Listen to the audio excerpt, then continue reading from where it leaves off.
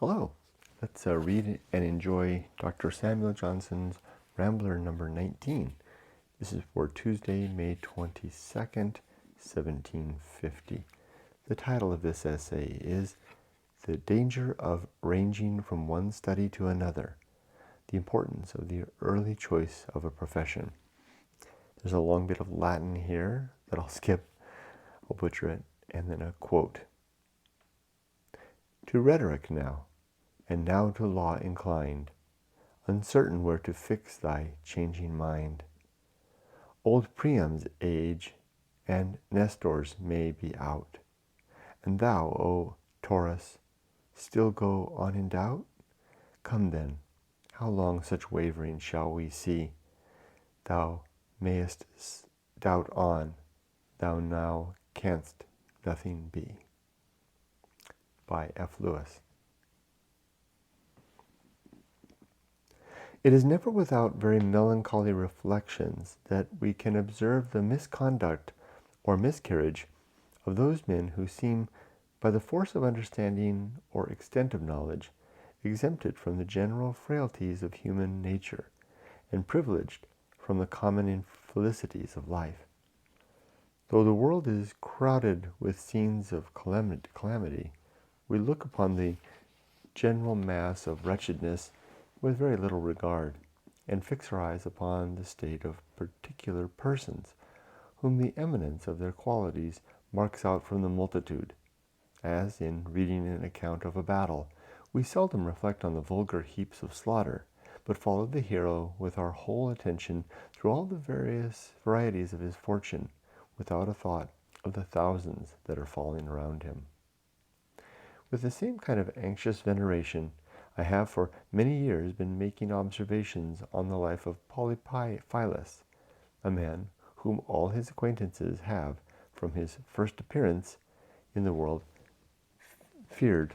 for the quickness of his discernment, and admired for the multiplicity of his attainments, but whose progress in life and usefulness to mankind has been hindered by the superfluity of his knowledge and the celerity of his mind. Polyphilus was remarkable at the school for surpassing all his companions without any visible application, and at the university was distinguished equally for his successful progress as well through the thorny mazes of science as the flowery path of politer literature, without any strict confinement to hours of study or remarkable forbearance of the common amusements of young men. When Polyphilus was at the age in which men usually choose their profession and prepare to enter into a public character, every academical eye was fixed upon him. All were curious to inquire what this universal genius would fix upon for the employment of his life, and no doubt was made but that he would leave all his contemporaries behind him, and mount to the highest honors of that class in which he should enlist himself, without those delays and pauses which must be endured by meaner abilities. Polyphilus, though by no means insolent or assuming, had been sufficiently encouraged by uninterrupted success to place great confidence in his own parts, and was not below his companions in the indulgence of his hopes, and expectations of the astonishment with which the world would be struck when first his lustre should break out upon it. Nor could he forbear, for whom does not constant flattery intoxicate, to join something in the mirth of his friends at the sudden disappearance of those who, having shone a while and drawn the eyes of the public upon their feeble radiance, were now doomed to fade away before him. It is natural for a man to catch advantageous notions of the condition which those with whom he converses are striving to attain. Polyphilus, in a ramble to London, fell accidentally among the physicians, and was so much pleased with the prospect of turning philosophy to profit, and so highly delighted with a new theory of fevers which darted into his imagination, and which, after having considered it a few hours, he found himself able to maintain against all the advocates for the ancient system, that he resolved to apply himself to anatomy, botany, and chemistry, and to leave no part unconquered, either of the animal, mineral, or vegetable kingdoms. He therefore read authors, constructed systems, and tried experiments. But unhappily, as he was going to see a new plant in flower at Chelsea, he met in crossing Westminster to take water the Chancellor's coach. He had the curiosity to follow him into the hall, where a remarkable cause happened to be tried, and found himself able to produce so many arguments,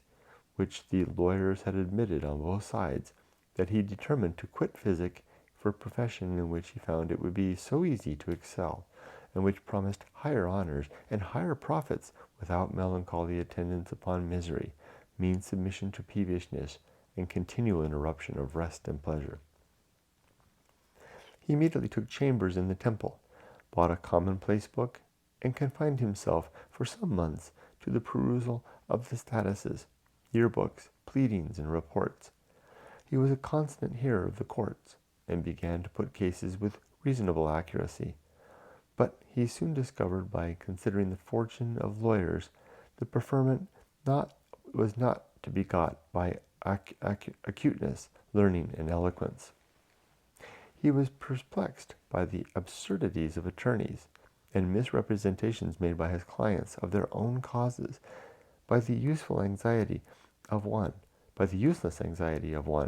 and the incessant importunity of another.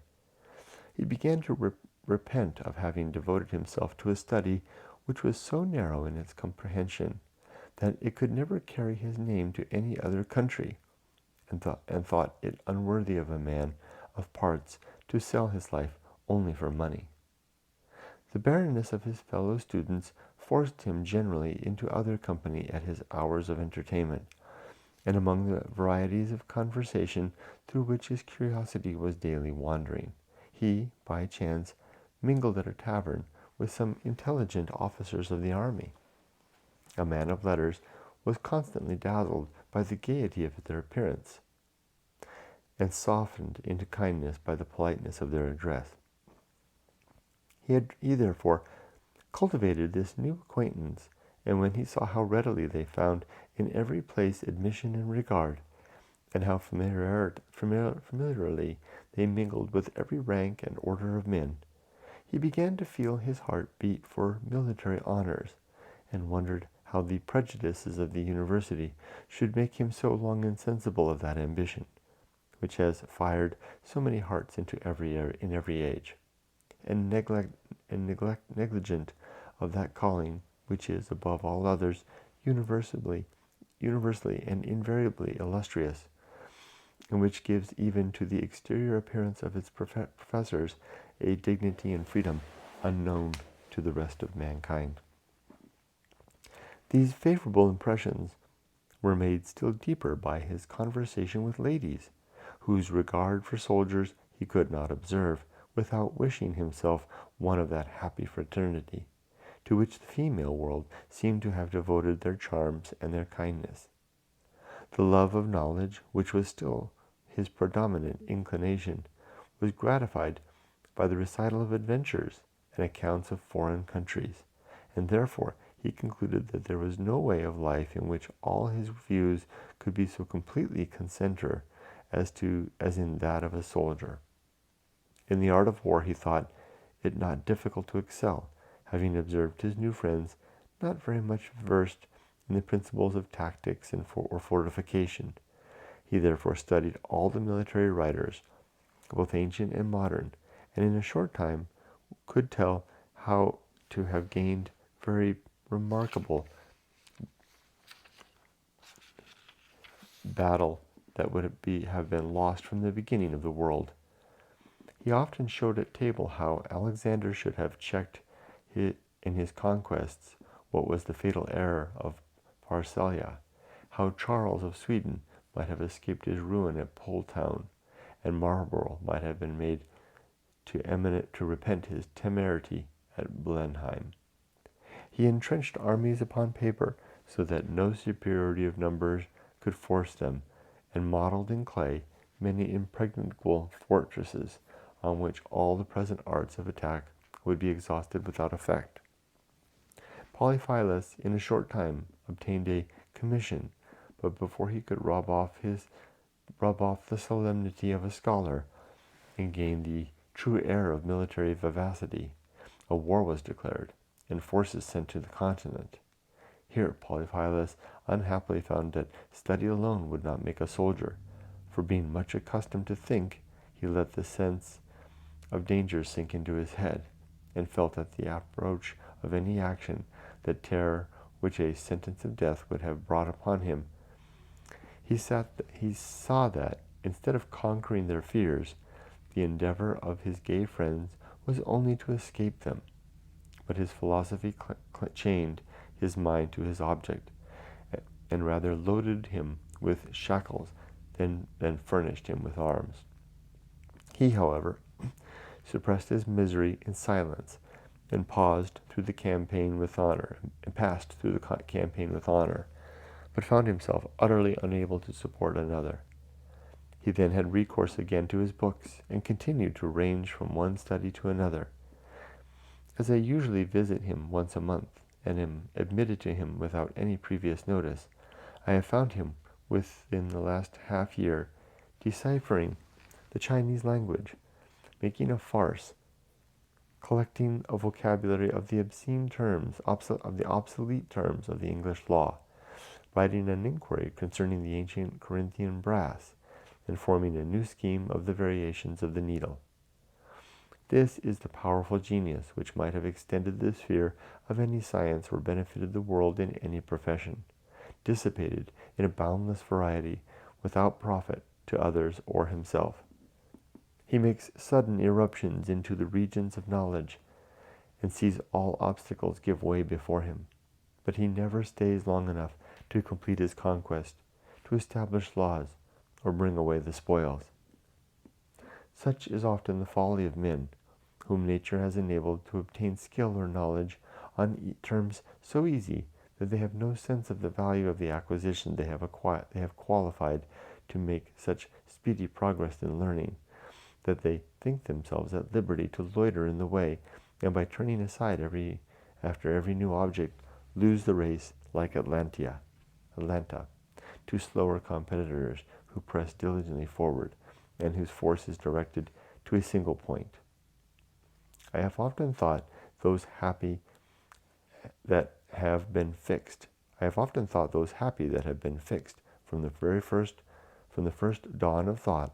in a determination to some state of life, by the choice of one whose authority may preclude caprice, and whose influence may prejudice them in favor of his opinion. The general precept of consulting the genius is of little use, unless we are told how the genius can be known.